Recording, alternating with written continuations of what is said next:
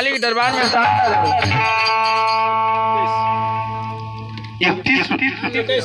21 रुपये पुरस्कार ये जब माननीय माता पिता की जय हो नानने वाला दाता की जय हो। हे हो लीलाधारी गोसाई बाबा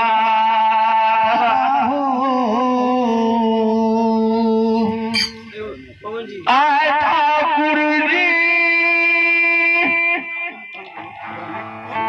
गोपीपुर में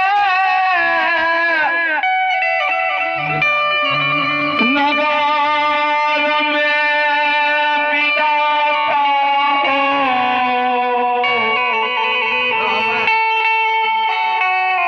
गोपीपुर नगर में ई धर्मराज बाबा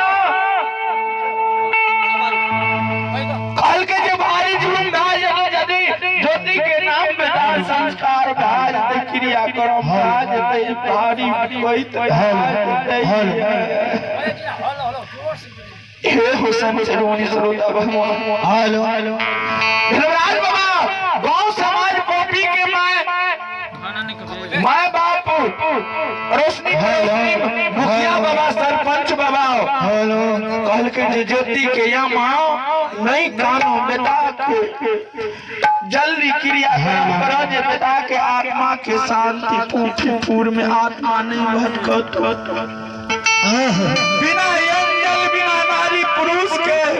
कंचन गया है इनके कोरिया गया बोल के ली गेले उ आदमी बोल के ली में छेबे करल छै कल की सरकार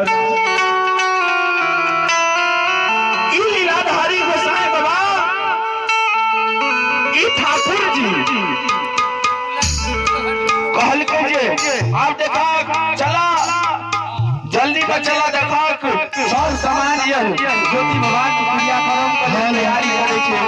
चलो काम बिगाड़ देबे ज्योति के क्रियाक्रम नहीं हेतै धर्मराज बाबा धरिए पलक में चले ई ज्योति बाबा के क्रियाक्रम जे होय छलै उ ज्योति बाबा के क्रियाक्रम नहीं भेले धंस के आदल के पूटी के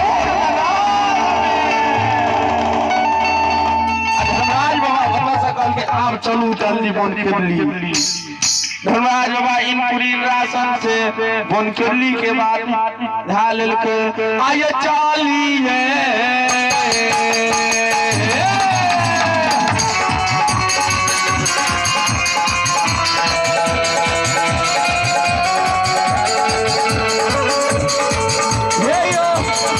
बाबू साहब